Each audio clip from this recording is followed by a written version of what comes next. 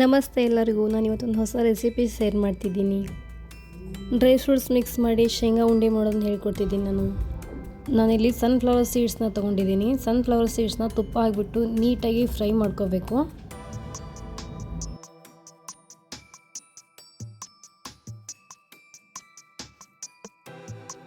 ಇದು ಫ್ರೈ ಆಗಿದೆ. ಇವಾಗ ಸೈಡಲ್ಲಿ ಎತ್ತಿಟ್ಕೊತೀನಿ ನಾನು ಇದನ್ನು.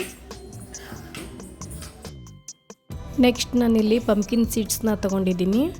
ಪಂಪ್ಕಿನ್ ಸೀಡ್ಸ್ನು ಕೂಡ ಸ್ವಲ್ಪ ತುಪ್ಪ ಹಾಕಿ ನೀಟಾಗಿ ಫ್ರೈ ಮಾಡ್ಕೊಳ್ಳಿ.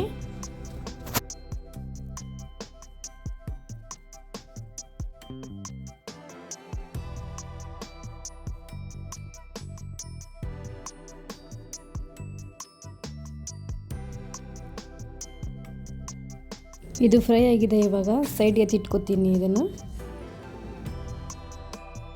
ನೆಕ್ಸ್ಟ್ ನಾನಿಲ್ಲಿ ವಾಟರ್ ಮೆಲನ್ ಸೀಡ್ಸ್ನ ತೊಗೊಂಡಿದ್ದೀನಿ. ವಾಟರ್ ಮೆಲನ್ ಸೀಡ್ಸ್ನು ಕೂಡ ತುಪ್ಪ ಹಾಕಿ ನೀಟಾಗಿ ಫ್ರೈ ಮಾಡ್ಕೊಳ್ಳಿ.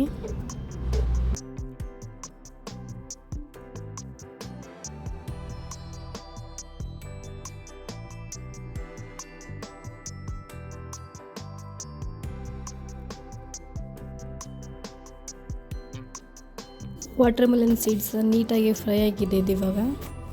ನೆಕ್ಸ್ಟ್ ನಾನು ಡ್ರೈ ಡೇಟ್ಸ್ನ ತೊಗೊಂಡಿದ್ದೀನಿ. ನಮ್ಮ ಸೈಡ್ ನಾವು ಇದನ್ನು ಉತ್ತತ್ತಿ ಅಂತ ಕರಿತೀವಿ. ಇದನ್ನು ನೀಟಾಗಿ ಫ್ರೈ ಮಾಡಿ ಇಟ್ಕೊಳ್ಳಿ. ನೆಕ್ಸ್ಟ್ ನಾನಿಲ್ಲಿ ಬಾದಾಮ್ ತೊಗೋತಿದ್ದೀನಿ. ಸ್ವಲ್ಪ ತುಪ್ಪ ಹಾಕಿ ಬಾದಾಮ್ನ ನೀಟಾಗಿ ಫ್ರೈ ಮಾಡ್ಕೊಳ್ಳಿ.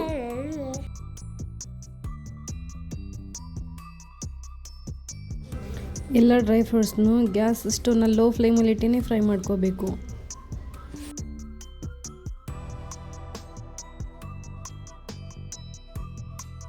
ಇದು ಫ್ರೈ ಆಗಿದೆ. ಇವಾಗ ನಾನಿವೆಲ್ಲ ಡ್ರೈ ಫ್ರೂಟ್ಸನ್ನು ಫ್ರೈ ಮಾಡಿ ಇಟ್ಕೊಂಡಿದ್ದೀನಿ. ನೆಕ್ಸ್ಟ್ ನಾನಿಲ್ಲಿ ಶೇಂಗಾ ತೊಗೋತಾ ಇದ್ದೀನಿ. ಈ ಶೇಂಗಾನ ಲೋ ಫ್ಲೇಮಲ್ಲಿ ನೀಟಾಗಿ ಫ್ರೈ ಮಾಡ್ಕೋಬೇಕು.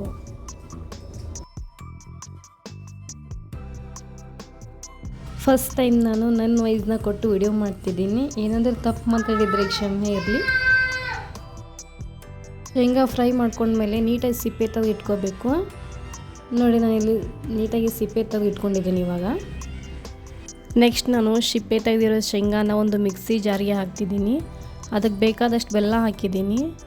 ನೆಕ್ಸ್ಟ್ ನಾನು ಫ್ರೈ ಮಾಡಿಟ್ಟಿರೋ ಎಲ್ಲ ಡ್ರೈ ಫ್ರೂಟ್ಸನ್ನು ಹಾಕ್ತಿದ್ದೀನಿ.